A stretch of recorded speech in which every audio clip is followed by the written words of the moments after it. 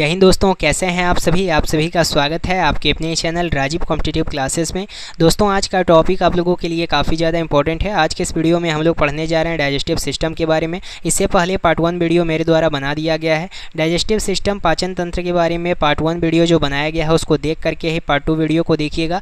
आज की इस वीडियो में हर एक चीज़ आप लोगों का समाप्त हो जाएगा पाचन तंत्र को लेकर, और एग्ज़ाम से जहाँ से क्वेश्चन पूछा जाता है वो आप लोगों का कंप्लीट हो जाएगा। उससे पहले हम लोग नए करते हैं, वीडियो को शुरू करते हैं। पार्ट 2 वीडियो से पहले मैं आप लोगों को स्टेजेस ऑफ फूड बता दूं, जहां तक हमने पार्ट 2 को कवर किया था। पहले देखें, हमारा सबसे पहले एक बोल्स आता है, मुंह में जो हम चबाते हैं उसको ये भोजन निकलने में काम करता है, भोजन को निकलता है ये। दूसरा तो आप लोगों का कायम जो है ये पेट में होता है, पेट में ये आप लोगों का पचता है, पेट में आप लोगों का ये पचता है और छोटी आंत में जा कर के पहुँचता है।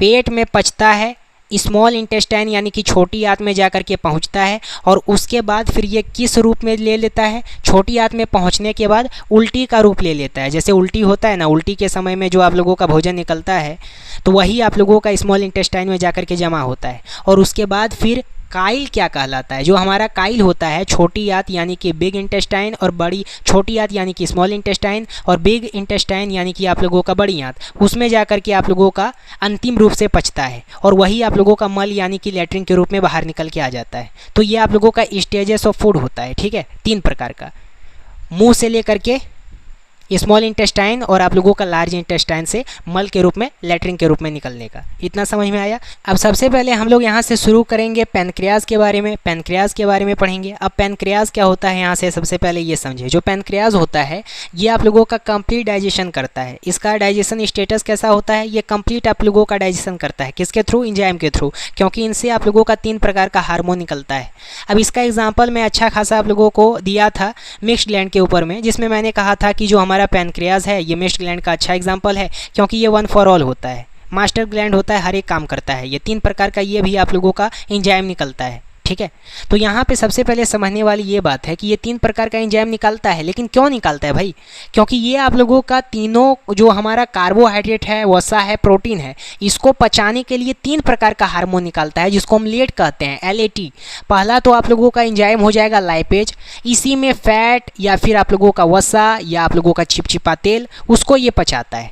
दूसरा आप लोगों का एमाइलेज होता है, जो कि मंड होता है, स्टार्च होता है, चोकर होता है, जैसे कि कार्बोहाइड्रेट होता है तो उसको ये पचाता है। और तीसरा आप लोगों का ट्रिप्सिन होता है, इसमें आप लोगों का प्रोटीन होता है, प्रोटीन से आप लोगों का यहाँ पे किस में बदलता है, पेप्टाइड में, पेप्टाइड में बदलता है। ये इसी का काम होता है ये आप लोगों का कंप्लीट डाइजेशन में, किसका? अग्नाशय यानी पैनक्रियाज का। आई बात समझ में? यहाँ पे ये आप लोगों को समझ में आ गया है। पार्ट 1 वाले वीडियो में यहीं तक मैंने छोड़ करके आप लोगों को बताया था, पेप्टोन से पेप्टाइड में बदलता है। तो ये आप लोगों का 3 प्रकार का अग्नाशय जो है ये आप लोगों का निकालता है एंजाइम, ताकि जो हमारा स्टमक है, मतलब जो हमारा स्टमक में जो भी हम खाते हैं, जैसे लेट खाते हैं, कार्बोहाइड्रेट, वसा, प्रोटीन, उसको अलग अलग एंजाइम रिलीज़ करके पचा दे। तो ये काम होता है। फिर यहाँ पे आगे जो आप लोगों का आता है वो आप लोगों का लीवर और गैल ब्लैडर आता है। लीवर और गैल ब्लैडर का काम क्या है? सबसे पहले देखो, जो हमारा पीत है ना, बाइल है, उसका निर्माण करता है कौन? लीवर। लीवर के द्वारा निर्माण किया जाता है बाइल को, यानी पीत को, और ये आप लोगों का क्षारीय होता है, यानी कि एल्कलाइन होता है, जो कि केमिस्ट्री में आप 10वीं कक्षा में पढ़े हैं। फिर आप लोगों का पीत का भंडारण होता है, जैसे कि गैल ब्लैडर यहीं पर आप लोगों का होता है, और इसका कुछ वर्क भी होता है। जैसे कि सबसे पहले जो हमारा पेट है ना, उसमें जो अम्लीय भोजन आता है, यानी कि एसिडिक भोजन आता है, जो कि आप लोगों का क्षारीय होता है और एल्कलाइन बनाता है, ताकि जो हमारा अग्नाशय है उसमें एंजाइम काम कर सके। दूसरा आप लोगों का वसा में देख सकते हैं एम्लिसिफिकेशन आता है, वसा का पाचन करता है। तीसरा, पीत में कोई भी एंजाइम नहीं होता है, फिर भी यह पाचन में भाग लेता है। तो इस प्रकार से आप लोगों का यकृत का पित्ताशय आता है, यानी कि गल ब्लैडर आता है। फिर यहाँ पे आप लोग देखते हैं ग्रहणी के बारे में, यानी कि ड्यूडियम के बारे में। तो ये आप लोगों का उत्सर्जक हार्मोन होता है। अब इसका काम क्या होता है? ये छोटी आंत के ऊपरी भाग में होता है, छोटी आंत के ऊपरी भाग में होता है, और 2 प्रकार का ये आप लोगों का हार्मोन रिलीज करता है। तो इसको हम लोग समझते हैं। अब यहाँ पे किस प्रकार से 2 प्रकार का ये हार्मोन निकलता है, सो देख लीजिए। पहला तो आप लोगों का हार्मोन है कोलेस्ट्रोकाइनिन, और दूसरा आप लोगों का है सिक्रेटिन। तो हमारा कोलेस्ट्रोकाइनिन जो है ये आप लोगों का पित्ताशय यानी गैल ब्लैडर, पित्ताशय यानी गैल ब्लैडर से पीत यानी कि बाइल जूस निकालने के लिए प्रेरित करता है। और दूसरा आप लोगों का होता है सिक्रेटिन। ये क्या करता है, अग्नाशय यानी पेनक्रियाज को बोलता है कि भाई जो हमारा पाचक रस है उसको प्रेरित करो निकालने के लिए। तो दोनों का काम ये होता है। आई बात समझ में? ये दोनों हार्मोन आप लोगों का निकाला जाता है। फिर स्मॉल इंटेस्टाइन आता है, छोटी आंत। छोटी आंत के बारे में हम समझते हैं कि छोटी आंत क्या होता है। अब ये आप लोगों का छोटी आंत पाचन का अवशोषण करता है और उसकी प्रक्रिया से 3 मुख्य भाग में इसको बांटा जाता है। पहला तो डेनम होगा या ग्रहणी होगा, इसमें आप लोगों का सीसीके और हार्मोन निकाला जाता है, इसमें कोई पाचन एंजाइम नहीं बनता है। दूसरा आप लोगों का जेजुनम आता है, यह भोजन को फैलने का स्थान देता है भाई स्टमक में, ताकि पाचन अच्छे से हो सके। और अगर ओवरडोज खा लीजिएगा तो फिर तो कहना मुश्किल है। फिर आप लोगों का इलियम आता है, छोटी आंत का सबसे मुख्य भाग होता है। ये क्या करता है, इरेप्सिन और इंजाइम यानी कि पेप्टाइड को अमीनो अम्ल अमीनो एसिड में बदल देता है और इसमें उंगली जैसी संरचना यानी कि विली पाई जाती है जो भोजन का अवशोषण करती है। ठीक है, तो इस प्रकार से छोटी आंत का कुछ काम होता है, स्मॉल इंटेस्टाइन का। और उसके बाद फिर आप लोगों का बिग इंटेस्टाइन होता है। देन स्मॉल इंटेस्टाइन और बिग इंटेस्टाइन का दोनों का प्रक्रिया मिल करके आसानी से पाचन करता है और उसके बाद वो एनस के थ्रू निकल जाता है आप लोगों का मल या लैट्रिन।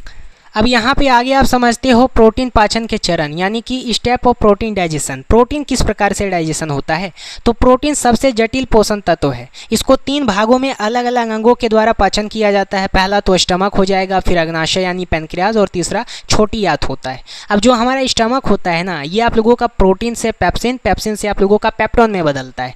फिर अग्नाशय जो है पेप्टोन से ट्रिप्सिन और ट्रिप्सिन से आप लोगों का पेप्टाइड में बदलता है। फिर आप लोगों का पेप्टाइड या आप लोगों का इरिप्सिन से अमीनो एसिड में बदलता है। तो इस प्रकार से प्रोटीन पाचन के 3 चरण होते हैं।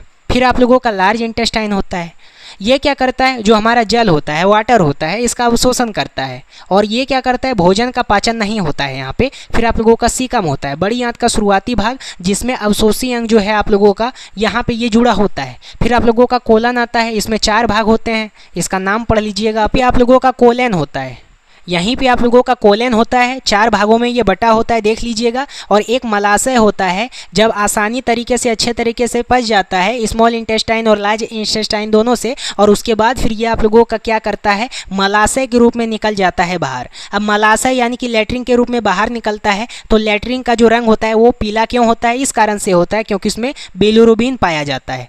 और बिलिरुबिन यही होता है कि ये आप लोगों का पीलिया रोग हो जाता है, कई लोगों को पूरा शरीर पीला पड़ जाता है, वही जॉन्डिस का बीमारी हो जाता है, तो उस दौरान केला खाते हैं सब लोग। तो ये तो आप लोगों का लेटरिन का रंग होता है बिलिरुबिन के कारण। तो यहाँ से क्वेश्चन पूछा जा सकता है, तो ये सब याद रखना। ये आप लोगों का 5 चरण होता है कुछ, ये मैंने आप लोगों को पहले समझाया है। स्टेज या फॉर्म ऑफ फूड तो मैंने शुरुआत में ही समझा दिया है, बोलस के बारे में। मुख गुहा लार भेजता है ताकि चिपचिपा होकर के भोजन हमारे स्टमक में जाए। फिर काइम आता है, अमाशय में अम्लीय पोस्ट आप लोगों का बना देता है, यानी कि जब हम उल्टी करते हैं, उल्टी करते समय जो भोजन निकलता है वो आप लोगों का कायम के पास रहता है। फिर काइल आता है, छोटी और बड़ी आंत में रहता है, छोटी और बड़ी आंत में रहता है, ठीक है। और मल के रूप में निकल जाता है, मल का रंग पीला होता है क्योंकि बिलिरुबिन पाया जाता है उसमें।